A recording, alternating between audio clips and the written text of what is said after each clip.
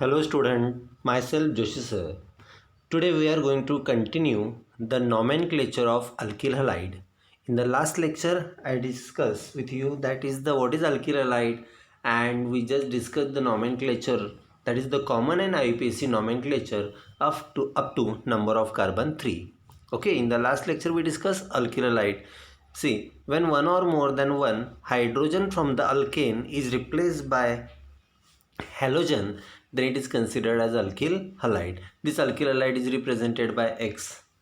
Then that X is fluorine, chlorine, bromine, iodine. Then we replace one hydrogen from methane like fluoromethane, bromomethane. Then we replace hydrogen from the ethane, and we discuss this four nomenclature.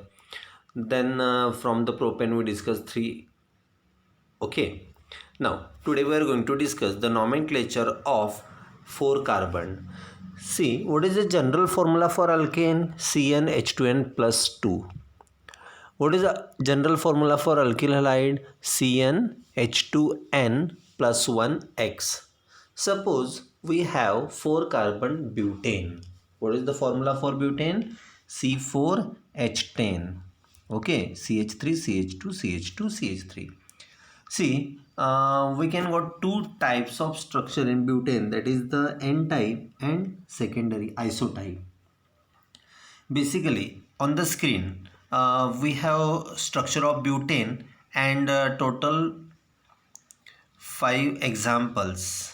Okay, and then these 4 example means there are near about 4 and 5, 9 examples from the replacement of hydrogen from the butane. One by one we discuss. See, now in butane we have basically primary, second and tertiary nature of carbon. So in the first example we replace hydrogen from the first carbon and substitute fluorine. So what is the formula? CH2F, CH2, CH2, CH3. The F is attached to primary carbon. In this compound, first carbon is primary, second carbon is secondary, third carbon is secondary, and fourth carbon again primary. If compound containing primary and secondary carbon and functional group attached to primary carbon, then it is called as N type. So it is N, 4 carbon, that's why butyl, and functional group is fluorine, so that's why fluoride. According to IUPAC nomenclature system, numbering the carbon from where functional group is nearer.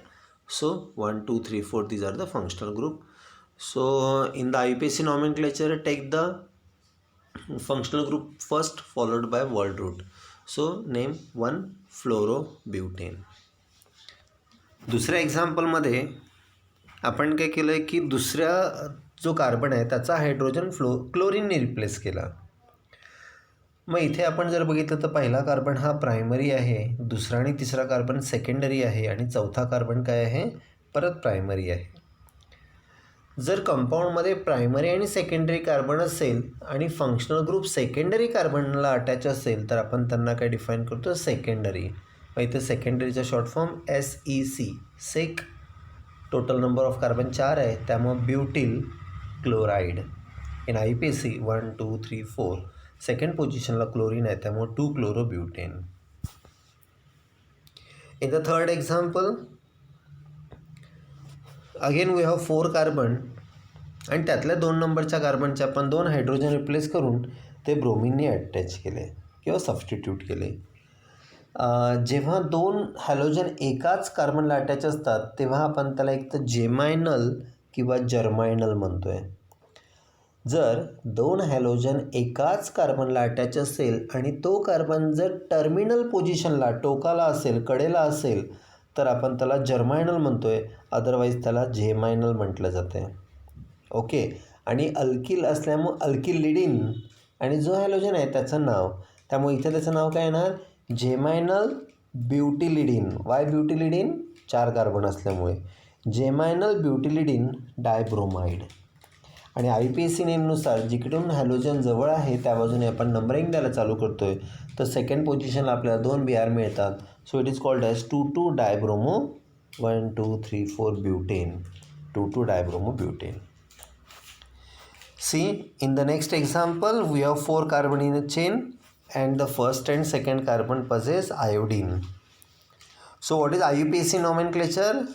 1,2 diiodobutane. 1,2 diiodobutane. आता common name बघा, दोन लगतच्या, दोन nearer, दोन ॲडजसंट कार्बनला इथे halogen attach आहे, त्यामुळे याचं नाव येणार विसिनल. विसिनल ब्युटिलिडिन. विसिनल ब्युटिलिन किंवा ब्युटिलिडिन डायआयोडाईड. सी, आता इथे पुढच्या एक्झाम्पलमध्ये आपल्याला कार्बनचे पोझिशन चेंज झालेले बघायला मिळतं. स्ट्रेट चेनमध्ये किती कार्बन आहेत? 3. 1 2 3. आणि एक कार्बन ब्रांचिंगमध्ये आला. हा झाला आयसोमर, चेन आयसोमर. कार्बन आपले पोझिशन चेंज करतात. अल्किनच्या नॉमेनक्लेचरमध्ये मी हे एक्सप्लेन केलेले आहे तुम्हाला. ओके. सो इथे जर बघितलं तर जिथे 1 नंबर दिलेला आहे तो प्रायमरी आहे. जिथे CH3 आहे ना ते सगळे प्रायमरी, म्हणजे पहिला, तिसरा आणि वरचा प्रिफिक्समधलं हे तिन्ही प्रायमरी आहे. सेकंड नंबरचा कार्बन बघा, त्या कार्बनला 3 कार्बन डायरेक्टली अटॅच असल्यामुळे तो झाला टर्शरी. त्यामुळे आपण या कंपाऊंडचं नाव काय देतो आहे? टर्शरी. 4 कार्बन असल्यामुळं butyl, functional group iodine. So iodide. नाव काय येणार? Tertiary butyl iodide. What is the common name? Tertiary butyl iodide. नाव according to IUPAC select the longest carbon chain. 3 कार्बनची चेन लॉंग आहे, त्यातल्या सेकंड कार्बनला मिथिल आणि आयोडीन ग्रुप प्रिफिक्समध्ये आहे. सो नाव काय येणार?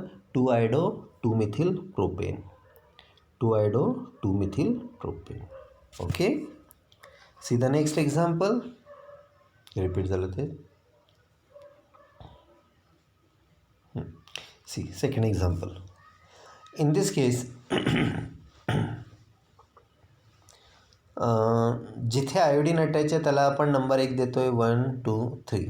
टोटल नंबर ऑफ 4 कार्बन आहे आणि CH2. कंपाऊंडमध्ये एक टर्शरी कार्बन आहे. सेकंड नंबरचा कार्बन काय आहे? What is the nature of second carbon? It is tertiary. Okay. आणि प्रायमरीला आयोडीन अटॅच आहे, त्यामुळे याचं नाव काय येणार प्रिफिक्समध्ये? आयसो. आयसो कधी येतं? जर कंपाऊंडमध्ये टर्शरी कार्बन आहे आणि प्रायमरी किंवा सेकंडरीला फंक्शनल ग्रुप अटॅच असेल तर आपण त्याला आयसो डिफाईन करतो आहे. तर याचं नाव काय येणार? आयसो. 4 कार्बन असल्यामुळं butyl, functional group iodide. Iso butyl iodide. Numbering जरी 1 2 3 4. 2-मिथिल 1-आयडो प्रोपेन किंवा 1-आयडो 2-मिथिल प्रोपेन कुठलंही चालेल. नेक्स्ट, पुढच्या याच्यामध्ये अरेंजमेंट सेम आहे पण 2 आयोडीन ग्रुप अटॅच आहे. बघा, 2 आयोडीन ग्रुप पहिल्या आणि दुसऱ्या कार्बनला आहे, त्यामुळं विसिनल कार्बनची जी अरेंजमेंट आहे ती आयसो टाईपची आहे. सो आयसोब्युटिलिन डायआयोडाईड. इथे बघा ENE असतं म्हणजे इथे डबल बॉन्ड नाही आहे, तो त्याचं नॉमेनक्लेचर टाईप आहे. जर 2 हॅलोजन अटॅच असेल 2 कार्बनला तर आपण त्याला अल्किलीन असे म्हणतो आहे. So in this case vicinal isobutylene diiodide. According to IUPAC first आणि सेकंडला आयोडीन अटॅच आहे. सो 1,2 डायआयडो, 2 असल्यामुळे डाय. 1,2 डायआयडो 2-मिथिल, मिथिल ग्रुपाचा सेकंड पोझिशनला आहे. So 1,2 diiodo methyl propane. In the next, see, in the last we have 3 iodine, 3 halogen substituent, first, second and third position. याचं common name देणं थोडंसं difficult आहे, तर आपण डायरेक्टली IUPACवर फोकस करूया. सेकंड पोझिशनला प्रिफिक्स आहे methyl group. So it is called as two methyl 1,2,3 triiodopropane. What is the name? Two methyl 1,2,3 triiodopropane. Okay. See, now we have few examples. In this, just I use carbon-carbon double bond, carbon-carbon triple bond, as well as halogen as a functional group. Okay, so in this directly we give IUPAC nomenclature. See, what is the first rule for IUPAC nomenclature? Select the longest carbon chain in which all functional groups are involved. Second, numbering the carbon from where functional group is nearer. See, in the first example, we have two functional group, carbon-carbon double bond and a bromine. So, priority of double bond is more than the bromine. Okay, so numbering we can give from any side because 4 carbon and second position possess double bond. But from left, bromine also nearer. So 1, 2, 3, 4. First position bromo, so 1 bromo. Total number of carbon 4, so that's why but. Second position double bond, so 2 ENE. IUPAC name 1 bromo but 2 ENE or 1 bromo 2 butene. Second एक्झाम्पलमध्ये परत 4 carbon आहे, same कार्बनची arrangement, फक्त बी आरची position आपण second कार्बनला attach केली. त्यामुळे इथे काय येणार 2 bromo 2 butene और 2 ब्रोमो ब्यूट 2 ENE. नेक्स्ट आपण एक CH3 ग्रुप तिथे इन्वॉल्व केला, तर total number of carbon straight चेनमध्ये किती आले 5 आणि सेकंड पोझिशनला डबल बॉन्ड आहे, त्यामुळे काय येणार पेंटीन और पेंट 2 ENE. फर्स्ट पोजिशनला आयोडीन आहे, सो 1 आयोडो पेंट 2 ENE और 1 आयोडो 2 पेंटीन. हे इझी आहे एकदम. ओके, सी आता नेक्स्ट एक्झाम्पलमध्ये आपण ट्रिपल बॉन्ड यूज केला आहे. सी 1 2 3 4 फर्स्ट पोजिशन नियरर असल्यामुळे आपण एकूण नंबरिंग देतो आहे 1 2 3 4. थर्ड पोजिशनला क्लोरीन येणार, so 3 chloro 1 butyne, 3 chloro 1 but YNE. See the next example. 3 carbon in a chain. So we are numbering from the right to left because priority of triple bond is more. So in this case Cl present on third position. So 3 chloro prop 1 YNE or 3 chloro 1 propyne. See in the next we have 4 carbon in a straight chain, second carbon possesses double bond and third carbon possesses CH3 and second carbon Br. आता इथे जर आपण left साईडने numbering दिले, जिथे मी 4 number लिहा तिथून जर 1 2 3 4 दिले, तर सेकंड पोझिशनला मिथिल ग्रुप येणार, पण तिसऱ्या पोझिशनला ब्रोमिन येणार. बघा, जेव्हा आपण प्रिफिक्सेसचा विचार करतो, इथे 2 प्रिफिक्स आहे, एक मिथिल आहे आणि एक Br आहे, ब्रोमिन आहे. ब्रोमिन हा ॲलोजन आहे, हा फंक्शनल ग्रुप आहे, त्यामुळं मिथिलपेक्षा त्याची प्रायोरिटी जास्त असते आणि जिथून तो जवळ आहे तिकडून आपल्याला नंबरिंग द्यावी लागते. So 1 2 3 4, 3 methyl 2 bromo 2 butene. Okay, next आता बघा पुढच्या याच्यामध्ये एक ट्रिपल बॉन्ड, 4 कार्बन स्ट्रेट चेनमध्ये आहे, पहिल्या पोझिशनला ट्रिपल बॉन्ड आहे, त्यालाच आयोडीन अटॅच आहे आणि थर्ड पोझिशनला Br आहे. आता इथे 3 फंक्शनल ग्रुप आहे, कुठले कुठले ट्रिपल बॉन्ड, एक आयोडीन आणि एक Br. मग 2 फंक्शनल ग्रुप असल्यामुळे आपल्याला ABCD अल्फाबेटिकल कन्सेप्ट यूज करावा लागणार. मग पहिल्यांदा आपण ब्रोमिनचं नाव लिहितो आहे, नंतर आयोडीनचं लिहितो आहे. 3 ब्रोमो 1 आयोडो ब्यूट 1 YNE और 3 bromo 1 iodo 1 butyne. See the next example. 2 carbon, दोघांमध्ये डबल बॉन्ड आणि पहिल्यालाच Cl. जेव्हा असं असतं ना, अल्फा बीटानुसार पण आपण डिफाईन करतो आहे. फंक्शनल ग्रुप Cl जिथे अटॅच आहे त्याला अल्फा आणि दुसरा जो CH2 आहे त्याला बीटा. अल्फा बीटामध्ये जर डबल बॉन्ड असेल आणि अल्फाला फंक्शनल ग्रुप अटॅच असेल तर त्याचा एक स्पेसिफिक कॉमन नेम आहे विनिल क्लोराईड, VINYL, VINYL, विनिल क्लोराईड. आणि IUPAC नुसार 1 क्लोरो इथ ENE, दॅट इज क्लोरोइथिन. जेव्हा पहिल्या पोझिशनला फंक्शनल ग्रुप किंवा डबल बॉन्ड असतात त्यांची स्पेसिफिकली नंबर देण्याची गरज नसते, दिली तरीही चालेल. नेक्स्ट, आता जर आपण विचार केला फंक्शनल ग्रुप ज्याला अटॅच आहे तो अल्फा, मग अल्फा बीटा गॅमा. बीटा गॅमामध्ये जर डबल बॉन्ड असेल आणि अल्फाला फंक्शनल ग्रुप अटॅच असेल तर it is called as allyl. What is allyl? ALLYL. The double bond between the beta and gamma and functional group attached to prime alpha. According to IUPAC it is 1 2 3.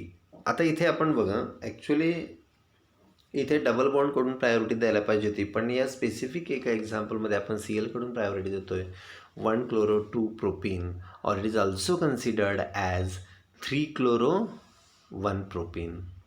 Okay, दोन्ही दिले तरी चालेल. Next, in the last lectures म्हणजे alkyl halide चालू करण्याच्या आधी आपण सायक्लो alkane हा कन्सेप्ट डिस्कस केला होता. तर मी इथे काही असे एक्झाम्पल्स घेतले जिथे सायक्लो कंटेंट आपण इन्व्हॉल्व केला. सायक्लो अल्केन, सायक्लो अल्किन, सायक्लो अल्काईन आणि त्याला फंक्शनल ग्रुप हॅलोजन अटॅच केलं, म्हणजे आपलं नॉमेनक्लेचर एकदम स्ट्रॉंग आणि परफेक्ट व्हावं या उद्देशाने. ओके, कॉमन नेम इथे घेतलेलं नाही आहे, डायरेक्टली स्ट्रक्चर अँड IUPAC. बघा, मॅक्झिमम आपण IUPACवर फोकस करतो, त्यामुळे इथे मी structure and IUPAC name use केलेला आहे. See in a first example we have 3 carbon in a ring. 3 carbon रिंगमध्ये आहे आणि एक CL अटॅच आहे. ऑब्वियसली CL हा फंक्शनल ग्रुप म्हणून आपण तिथून नंबरिंग दिलं. We can number from clockwise or anti clockwise कसंही देऊ शकतो. तर पहिल्या पोझिशनला क्लोरीन असल्यामुळं 1 क्लोरो 3 कार्बन चेन रिंगमध्ये असल्यामुळं सायक्लोप्रोपेन. नेक्स्ट सेकंड एक्झाम्पलमध्ये लक्षात घ्या, 4 कार्बन रिंगमध्ये आहे म्हणजे सायक्लोब्युटेन होणार, पण तिथे डबल बॉन्ड पण आहे त्यामुळे सायक्लोब्युटीन. त्याला एक CL पण अटॅच आहे. मग आता बघा, CL आणि डबल बॉन्ड जिथून जवळ आहे त्या बाजूने आपण नंबरिंग देतोय. मग नंबरिंग इथे कशी दिली, 1 2 3 4. इथे दुसरं अल्टरनेटिव्ह नाही, याचनुसार नंबरिंग द्यावं लागणार. सो फर्स्ट पोझिशनला CL अटॅच आहे, so that's why 1 chloro cyclic असल्यामुळं cyclo but 1 ENE, 1 chloro cyclo 1 butene. In a second example we have 5 carbon in a ring, so cyclopentane आणि 2 पोझिशनला BR आहे. ऑब्वियसली त्याला पहिला आणि दुसरा नंबर दिला. आपण असं पण फिरवू शकतो आहे, जिथे मी नंबर 2 लिहिलं त्याला आपण 1 2 अँटी क्लॉकवाईज जाऊ शकतो आहे. 1,2 dibromo cyclopentane. Next example 5 carbon in a ring having a double bond and iodine. तर जिथून डबल बॉन्ड जवळ आहे तिथून आपण नंबरिंग देतो आहे 1 2 3 4 5. So that's Y 4 आयडो सायक्लोपेंट 1 ENE or 4 आयडो cyclopentin. In a next example we have 6 carbon in a ring आणि तिथे BR CL आणि आयोडीन असे 3 ग्रुप अटॅच आहेत. त्यामुळे काय येणार, 1 ब्रोमो 3 क्लोरो 5 आयडो सायक्लोहेक्सेन. काय येणार, 1 ब्रोमो 3 क्लोरो 5 आयडो सायक्लोहेक्सेन. आता इथे आपण अल्फाबेटिकल यूज केलं, B पहिले येतं, C नंतर येतं, I नंतर जातं. ओके, पण प्रायोरिटी देताना आपण कोणाला दिली, BRपासून स्टार्ट केलं, चालतं, इथे काही अडचण येत नाही एवढी. Okay, next example we have 6 carbon in a ring having 2 double bonds and 2 fluorine group. Okay, तर आपण प्रायोरिटी अगेन डबल बॉन्ड करून देतोय 1 2 3 4 5 6.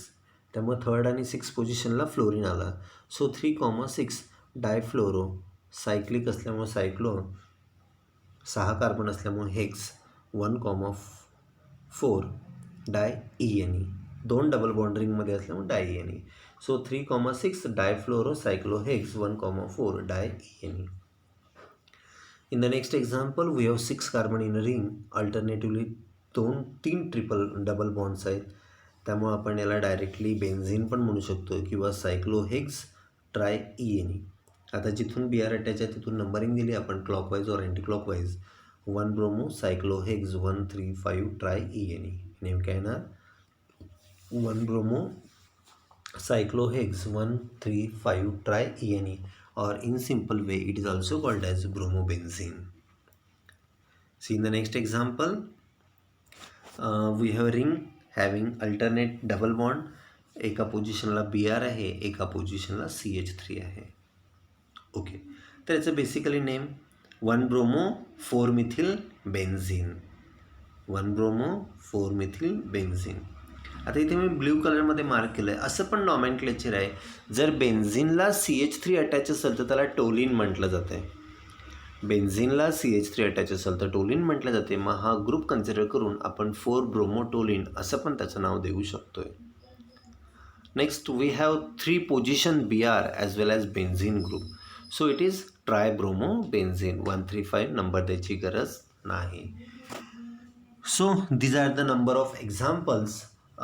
तुम्ही लिहिताना तुमच्या 12वीच्या मुलांमध्ये 11वीच्या मुलांनी जेवढं मी सांगितलं तेवढे एक्झाम्पल लिहून वर्कआउट केले तरी मोर दॅन सफिशियंट आहे. 12वीच्या मुलांनी सायमल्टेनियसली काय करायचं आहे, आपल्या चॅप्टरमध्ये हॅलोजन डेरिव्हेटिव्ह ऑफ अल्केन जो चॅप्टर आहे त्यामध्ये जे चार्ट दिलेला असते नॉमेनक्लेचर तो रीड करा आणि IUPAC नॉमेनक्लेचरचे जे एक्झरसाईजमध्ये क्वेश्चन्स असतात ते तुम्ही सॉल्व करा. ओके, व्यवस्थित जर तुम्ही ऑब्झर्व केलं, ऐकलं आणि सायमल्टेनियसली लिहिलं तर तुम्हाला हे खूप इझी अंडरस्टँड होईल. ओके, आज आपण एवढंच. पुढच्या लेक्चरमध्ये अजून पुढचा कंटेंट आपण डिस्कस करूया. Good day, bye.